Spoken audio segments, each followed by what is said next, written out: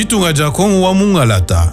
Jitunga jijini bubanji buvula mubifiji bishila shilangana. Kajibena ntanda bajini bufela bwa mulawu. Bwa kujitanta, bikengela jishintuluka jikale kuji muntu yonsu.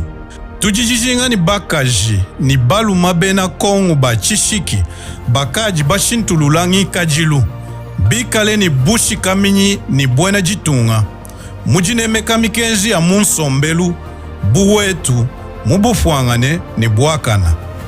Kibwalukai, kutwa jijila mungondo wa chitema, binunu bibijini makumianai, CICM uju kobola chibilu cha kutavuluja nkondo ya myo ya benantanda mujitunga.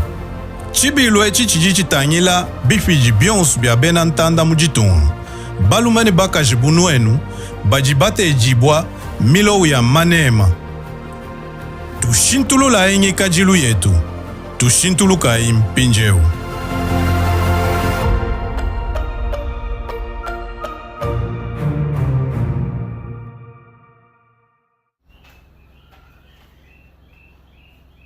Bonjour, bienvenue dans PK News sabbatique. Le samedi, et c'est quand on bon week-end à tout le monde. Bon week-end na Général Frank Ntumba Bwamunda, le number one, numéro 1 à maison militaire du chef de l'État. Oyo ya kati so de mouton, Frank Ntumba Bwamunda. Mokonzi ya mapinga oyo aza ko mettre en œuvre la vision, la détermination du chef de l'État nanzela ya mapinga nyoso ya République démocratique du Congo. Coup de chapeau, saut de mouton, Général Frank Ntumba Bwamunda. Chers internautes, tous dans la campagne à changement de mentalité. C'est une affaire de tous, chers amis, chers internautes. Botala batundenge mazako kangama. Ntumba kangami. Ntumba ya mwasi akangami. Denise Kisweswepe akangami. Na sepeli mboka ezalakande boye. Na Ntumba na Denise Kisweswe sokotali bakasayen baluba selon ngai. Mais batali ekolo na bango te, o baluba ba intouchable te. Ata yo ngai communicateur ya chef de l'État, o ngai envoyé spécial, boyena te. Changement de mentalité, éducation de base. Apôtre Jacques Kambala Chilombo, Ozala Moussala Makasi Yakosala. Bas Congolais, ils doivent changer leur mentalité. Naïbi Sibino Tokobi Boussika. Mentalité baby. Même les Koulouna, ils ont mentalité, ils ont beba. Ezali Bandekoyo, bazako mérité ba moyen et belé pour la campagne, pour le civisme. Tu vas changer mentalité na bango.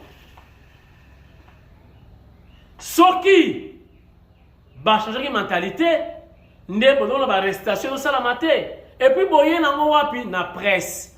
Presse na bombe la binote et zappe na ba norme na yango. Nana kosa ki binoke so ba lobi journaliste, ou animatrice ou animateur, youtubeur, to tiktoker, ne osana droit ya koloba n'importe quoi pour aller télévision et la communication awa to zappe na ba infraction na biso ba infraction chérie ba benga ngo ba délit de la presse ba délit wana mingi yango ekangisaka ba pandisa ngana yebaka yango tango tokotaka séminaire na compte ya UJCC, Union des journalistes culturels du Congo. Tous les gens il est là, ba 33 Chitenge, ba Zakari Baba Baswe, Laurent Tendance, tout ça qui est belé dans UJCC. Nde to kotaka séminaire, il y a une initiative via Zakari Bababaswe, nde skana koyeba la déontologie journalistique totanga yango. Bino bozo na TV raboye, ba infraction ya TVP zalaka. Mais outipé na éducation de base. Oh yo zui et pas ya tata na yo na maman na yo, passez-moi les termes. Si autant yo ye na mentalité wana nde yango okole sabat éducation de base. Oh yo zui na famille. Yango okole sabat. So on a mal éduqué nde bozo ka tokomo kangama. Denise ki sweswe kofinga batu na chiluba na kamwe mutu na yo kamina asekiyo bomoni sikoyo yo zwi ba audio na ye ala kofinga oche na video na yo o partager oche ba commentaire mais ye asali video yo lelo Natali azo seka yo alors bo pesa ye tembo ala na posa melelo kama lili mutu na place à souffrance abali ko wangana na lobaki boyete Denise ki sweswe omoni o kanisa kinini oza protéger na pouvoir en place non Fachi a soutenaka bantivaleur te bola ko finga batu busoto trop de bêtises à la télé sur la protection ya nani sur la parapluie ya nani changement de mentalité. Naza kotamwa na balabala ndeko moka zui sable. Azo tonganda kwa bwaki moyemi tukele kezate. Bozomona botala mwa image. Regardez. Pasteur apôtre Jacques Kambala Chilombo ozana musala makasi tala nzela changement de mentalité. Donc muzo tonganda ku espace ko bwaka ba zelo mabanga ezate abwaki na balabala. Voilà. Ngana za ko leka nzele kangami moyena leka ezate. Voilà. Changement de mentalité. Batouadini ko changer te. Ozana musala makasi apôtre Jacques Kambala. CSM bona musala makasi ya kosala. Bozomona. Nzele kangami pas moyen de passer. Changement de mentalité. Les gens doivent changer vraiment. Faut ce qu'on a dans ça dans le contour. C'est compliqué. Changement de mentalité est tel motonyon so. Eza cheval de bataille, chef de l'État, Yemoko. Nde a créé la coordination wana na kati ya présidence de la République. Coordonnateur adjoint, nde apôtre Jacques Kambala Chilombo, l'homonyme du chef de l'État. Aza Motonanzambe. Aza na musala makasi ya kosala. En dehors ya kotala coordonnateur adjoint na CSM, a créé une fondation ou fonds d'action, une fondation. Un fonds d'action Chilombo. Dans le secteur est belé. Dans le système, ce qui a un problème. Si vous avez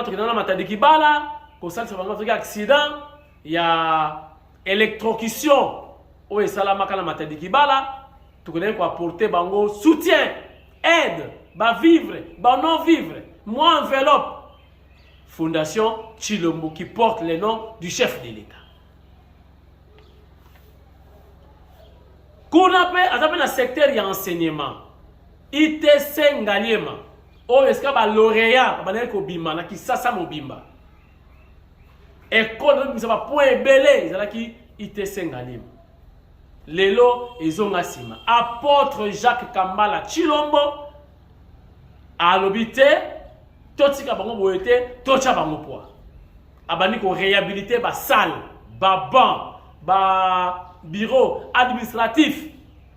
Et maintenant, il faut formation, remise à niveau. Il y a pas enseignant, il y a ITC Ngalema. Oh, et long tout ça au nom du chef de l'État. Tout ça, c'est pour matérialiser la mise en œuvre de la vision du chef de l'État. Et il y a 2 jours, bon, tu vois, visite. Il y a un ministre provincial, il y a éducation primaire et secondaire. Et Zalaki qui toko makasi, et puis azo qui parole, akumisi bango, akumisi mokonzi mboka, akumisi apôtre Jacques Kambala na fondation na ye, fondation Chilombo. Botala yango na nzela ya cellule ya communication ya fondation oye kambami na madame Bibiche Mwika elongi ya Fachi mwana mwasi na elongi ya chef de l'État. Pourquoi? Baza bandeko. Kuna bokota te, baza bandeko. Changement de mentalité. Oh, il a dit cheval de bataille, il y a apôtre Jacques Kambala. Sauf qui t'a changé. Bon, moi même dans la prison, avocat, notamment la tambola, misale vous avez mingi. Tant que vous changé, vous avez fait misale va français. Chers internautes, même dans le plateau, même dans l'émission, il y a une infraction qui est dans le pembeni. Tous à la maïele, tous les gens qui communiquer.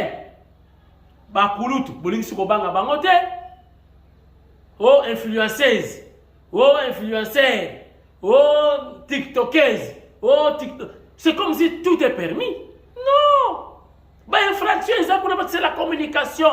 La presse vous suive. Ekolanda bino ba infraction, ba délit. Ekolanda bino parce qu'ils allaient en public. Ba diffamation, na ba imputation dommageable. Wana ba délit, chéri, y a ba journaliste. Bino bozo raboyer, bozo mo lokolo na kingabwa. Donc qu'on ba n'importe quoi, qu'on finda ba bêtise. Non. État de droit vraiment hein, et bandi. Bon à la visite, il y a un ministre provincial Jano Kano.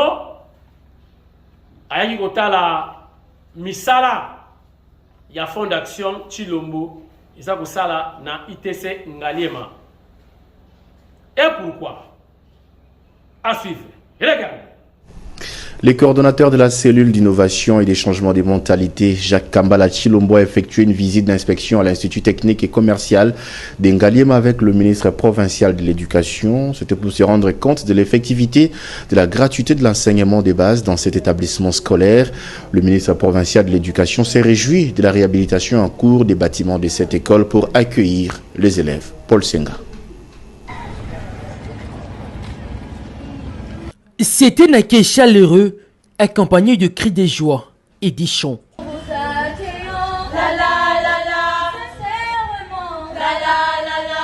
Acteur social irréprochable et soucieux d'accompagner la gratuité de l'enseignement de base dans le but d'assurer à la RDC un avenir meilleur.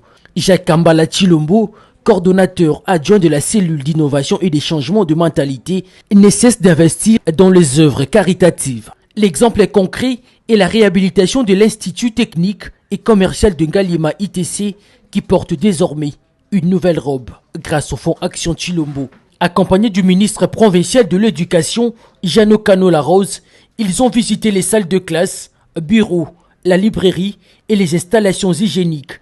À travers cette visite, le président du fonds Action Chilombo a voulu se rassurer de l'évolution des travaux avant d'encourager les élèves à bien travailler afin de maintenir la bonne image de cette école. Dans le cadre de Fondation Chilombo, nous avons réalisé déjà 75% de ce qui était prévu dans le projet en termes de réhabilitation de salles de classe, de bâtiments administratifs, fourniture de bancs et après l'aménagement à l'extérieur. Donc, nous vous encourageons, les élèves, de continuer à travailler, à vous impliquer, comme l'a dit le ministre, pour qu'on garde déjà le langue qu'on a depuis 2 ans, où l'ITC Ngaliema faisait de 100% dans toutes les sections. Nous voulons avoir cette qualité-là. De son côté, le ministre provincial de l'Éducation, Jano Kano Larose, s'est dit satisfait de l'état actuel de l'ITC Ngaliema et tout en jetant des fleurs à Jacques Kambala Chilombo, fidèle allié du chef de l'État, qui au-delà de se battre pour les changements de mentalité des Congolais,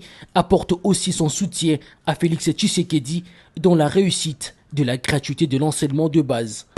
J'ai remarqué déjà ils ont reçu des dons de bancs par le conseiller privé du chef de l'État. chose que je ne m'attendais pas, que j'ai vu de me proposer. Et je lui en remercie. En tout cas, je lui réitère mes remerciements. Et là, ça prouve que c'est un enfant de terroir qui est en train de mettre sa pierre à l'édifice.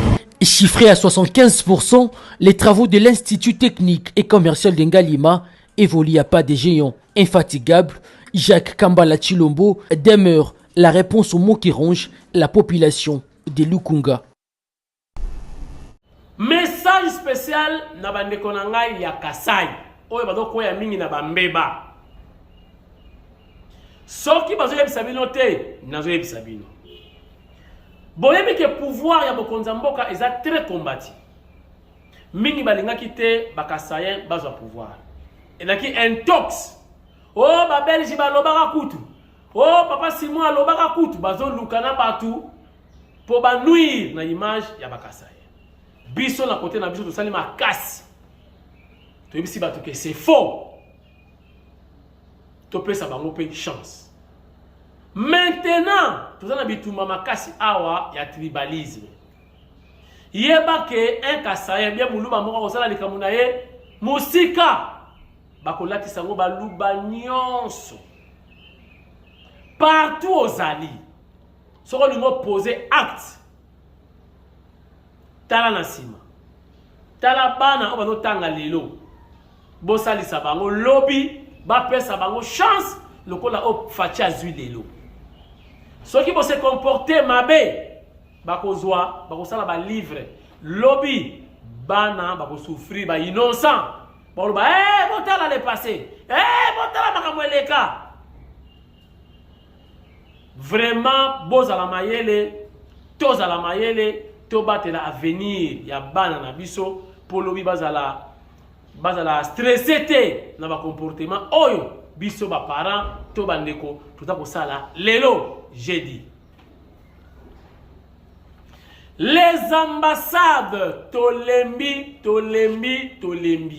Partout, l'ambassade ya Congo ezali des remarques du jour au jour.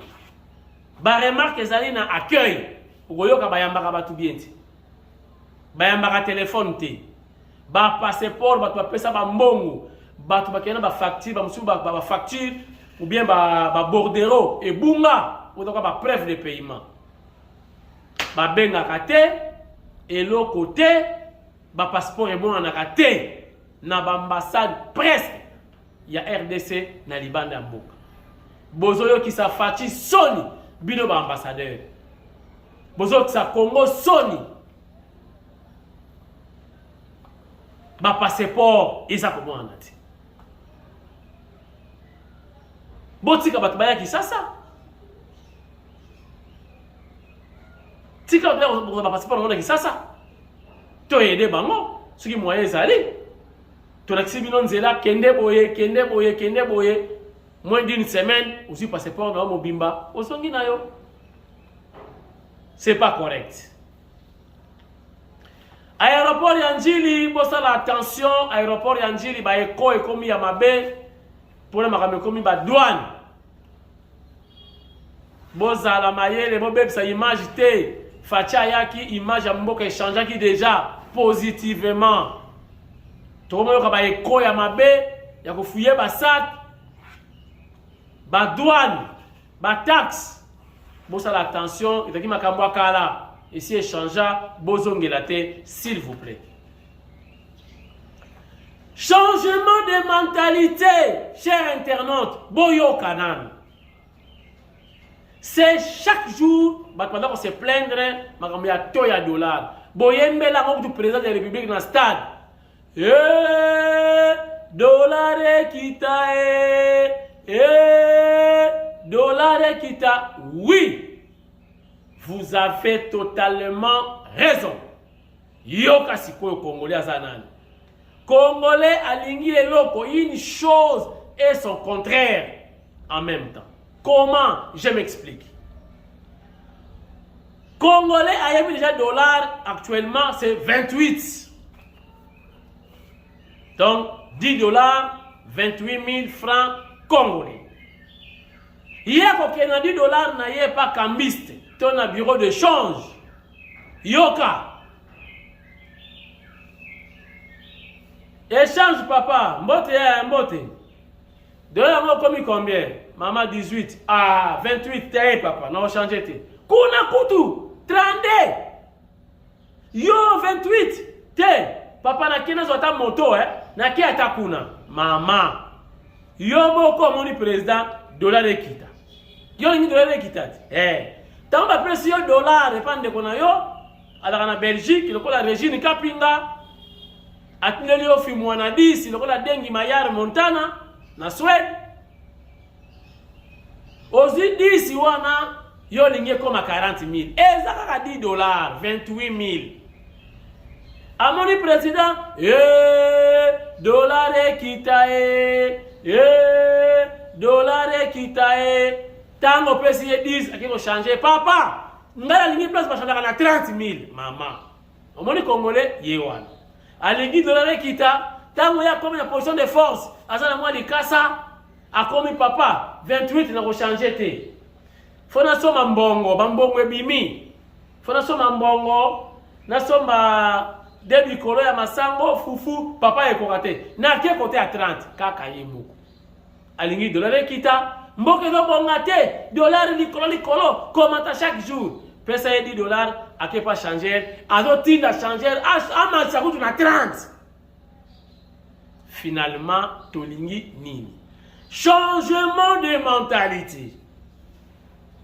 To changer mentalité. Tu soban kadulu. Wana ki manianga. Tu soban kadulu.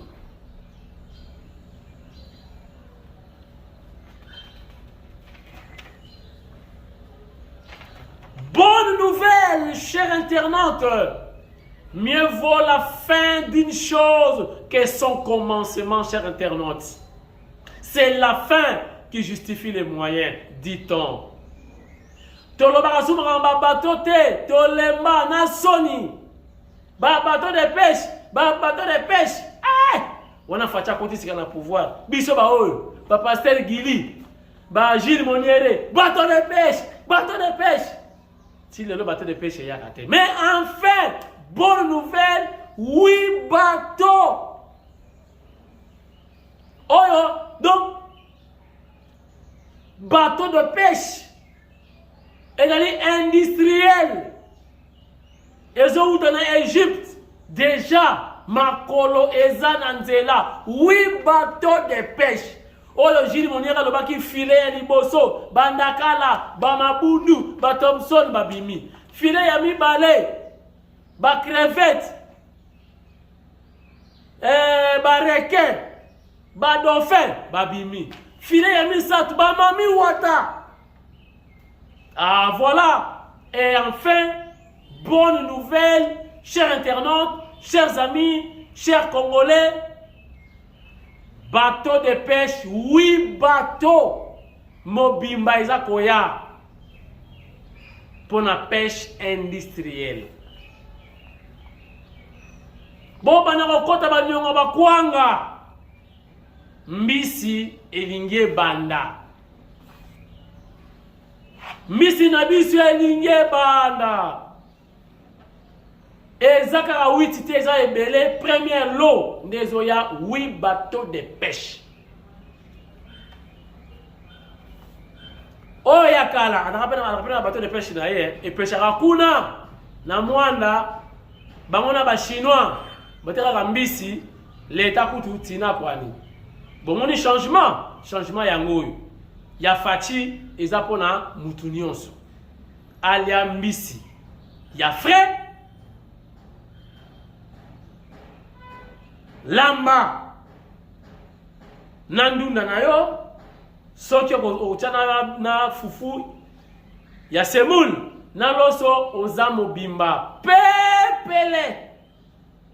C'est ça la vie. Enfin 8 bateaux ezakoya. Changement de mentalité, c'est aussi l'assainissement de la ville. Ou ils ont dit miroir yamboka.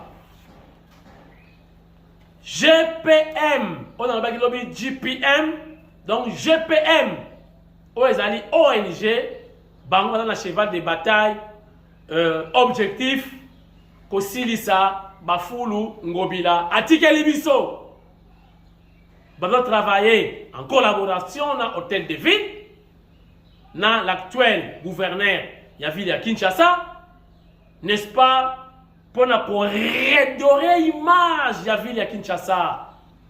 Ce qui va ici, peut-être le Brokende Matadi. Bota la misala basalaka, tout le monde peut savoir encouragement, bakende dès l'avant, et puis gouvernement, a tchabango maboko, a sunga bango, a épaulé bango, basalisa mokonzamboka. Regardez.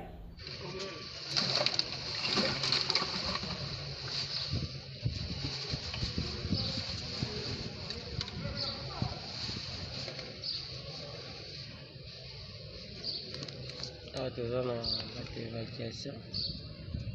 On va chercher poubelle, il y a surtout tu vas vite. La bus va continuer toujours que ça, évacuation, la catastrophe de Marty. Je ne peux pas, j'ai plein de services. Mais ici, on a un stade de Marty comme il se toque.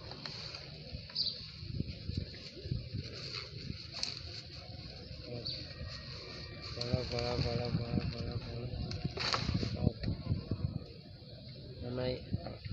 Je connais toujours service, mais il y a l'évacuation, il y a la chantier poubelle. On a monté et résolu le cas. Monté comme il faut ramasser en haut. Il y a Kanye Mazita, monté ils ont ramassé en haut. Voilà.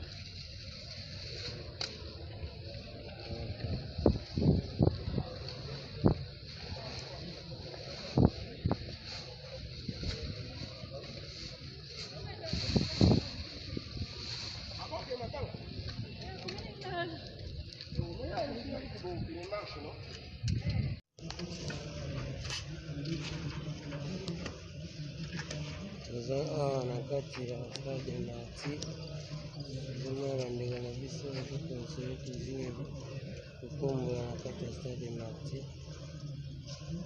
Omona bino moko pelise ekomi papa, pelise eza papa, baramasi esalami kokombola mpe yango bazokombola. Voilà, ekomi service.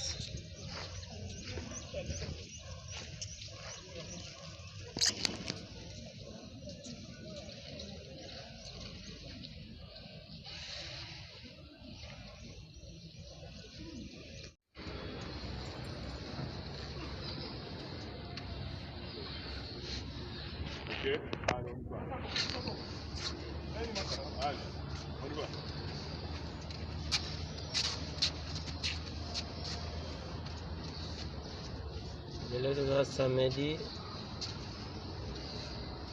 déjà 6 heures. On a passé le stade de Marty.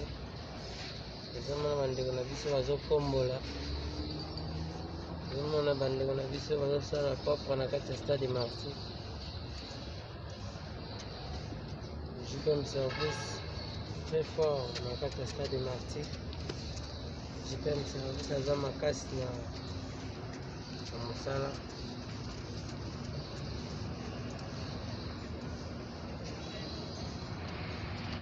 Voilà, pour mon aki ndenge salite ezalaki awa vraiment na bokati ya bandeko ya JPM service asi bozomona kobanda kuna toza koavanse malembe.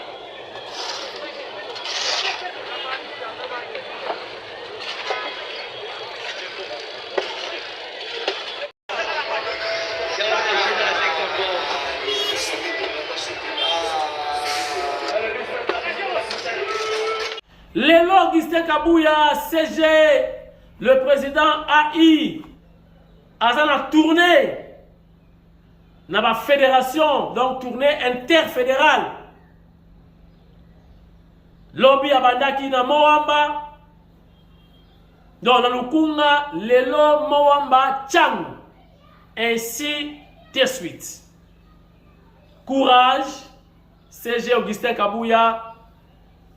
Mutu nyonso azakala ba défaut na ba qualité mais ozo lâcher prise te ozo kende kaka ba remarque pe ozo yoka ozo bongisa male ozo bongisa déjà permanence déjà ta lamba ya sika la construction ya ekilelo, les travaux, et là on se poursuivre na permanence. Bolobela ba wese sur la masuba na partie. Baza ko lukilango pe solution. Merci de CG Augustin Kabouya. Continuez. Kanga Matoi, Bunda Kaka, Ozamona Mubali, Eko Simba. Nayeba kate nzoka dayi pen pezalaka na Mbujimai. Nayeba dayi pen na Ntsele. Nzoka dayi pen pe ezalaka pe na Mbujimai. Ou na Kasai. Le gouverneur, le tout nouveau ancien président fédéral, il y a UDPS, Jean-Paul Mbwebwa, Kapo, ya Kapo, Boyende Zalaka, Ozolongo la UDPS Soni, Nambujimai. Déterminé. Abandaki makambo ya kokitsapu ya masango, lelo akoti makambo ya ipen, alobi, barrière, bafuta, aso babutir, aluka ndenge nini ba moyen po vraiment relance ya ipen, bana ya Mbujimai, bali ya soso, ndenge ngunza karlibon, alaka biso, mesala nakati. Bana ba fonctionnaire bakoliaka soso mikolo nyoto wana ngunza karlibon. Tango akena poto, akene koluka aza ba contrat social ya ba congolais mususu balaniye ba bloqué. Ça c'est le Congo. Changement de mentalité. Et coup de chapeau na Jean-Paul Kapo Mbwebwa, l'actuel gouverneur, le gouv na Mbujimai. Boyende makambo luka yangoyo. Yangoyo. Nakobenga yo en privé, to solo la to ka mécanisme ndenge nini ya kosala pe relance ya usine ya boisson masanga na Mbujimai do coûter cher et utaka na Katanga. C'est presque le triple la prix ya Kinshasa. C'est trop cher pour la province en principe, mais ça n'a faut être moins cher. Et puis tout le mécanisme ndenge nini ya kobongisa pe courant ya chala pour Mbujimai ezala éclairé partout. Botala ye en image UDPS viva. Regarde. Quelques jours seulement après sa visite à la ferme d'Aipen Lukalenge, Jean-Paul Mbwebwa Kapo, fort de son management proactif, a réussi à arracher du FPI la paye de 3 mois d'arriéré des agents de cette ferme présidentielle lors de son séjour de travail à Kinshasa. C'est la bonne nouvelle qu'il a annoncée aux responsables de d'Aipen ce jeudi 26 septembre 2024 dans son cabinet de travail. Dr Moukeba Kazimboula Léonard salue l'implication du gouverneur de province dans cette démarche salutaire. Il y a lieu de dire qu'il y a de bonnes nouvelles parce qu'il y a l'espoir à ce que les choses évoluent quand même. Parce qu'il est parti, il a plaidé le cas de d'Aipen. Effectivement, il revient avec l'espoir à ce que les soucis des agents de d'Aipen vont trouver de réponses. Et puis, il s'est battu aussi pour voir dans quelle mesure les activités peuvent reprendre pour que la population puisse goûter au poulet. Les agents doivent garder quand même l'espoir. Les arriérés de leur salaire pourront être payés selon le programme établi par FPI. Oui, ils sont en train d'être payés. Comme vous savez, ce sont des arriérés. Ils sont en train d'être payés 3 mois. Et le processus va continuer jusqu'au moment où les choses vont se stabiliser. Nous le remercions, nous l'avons remercié. En tout cas, nous lui avons dit que nous allons continuer quand même à le voir de temps en temps pour ensemble échanger parce que on doit voir maintenant comment les activités doivent reprendre sur des bases saines et solides pour que les activités puissent continuer à tourner et que la population puisse goûter au poulet et aux œufs. Jean-Paul Mbwebwa Kapo révèle progressivement ses côtés les plus forts, dont celui de ne jamais laisser une situation de sa population à mi-chemin. Sa détermination à voir d'Aipen Lukalenge reprendre ses activités démontre que les choses sont sur la bonne voie. Dans une approche pragmatique mais silencieuse, il mouille les maillots pour réaliser ses promesses de campagne et apporter les sourires aux Est-Kassaïens. Bon week-end à tout le monde, bon week-end na Régine Kapinga na Vilvoorde na Belgique. Mama Munganga Eratakate et surtout émission ya samedi et banda wapi abimati. Kapinga wetu Régine na Vilvoorde. Bon week-end également na Jean-Mila. Quelque part dans la ville de Kinshasa, toujours au service de l'État. Jean Mbila Jean, mwana ya Mayumbu, na Munoroneki. Bon week-end na Christine Mpinda, motema ya Joseph Mpinda, bango bana ya Panama, Eratakate. Merci et merci à tout le monde. Tokutani certainement lobby dimanche. Cette fois-ci, pour la tête, semaine prochaine, rocade Yakisenso na gare ti quartier 1 et qu'on a la spéciale. Boba qui ça va wifi, bo somba po et qu'on a molai émission wana. Kolongwa gare ya Kisentu ti quartier 1 na usela bino reportage ya Mubange ndenge bolingaka tola kisabino misala ya mokonzi ya mboka Fachi Beton Fuma Ditunga aza kolala te ado travail d'arrache-pied pour l'intérêt général. Allez, salut.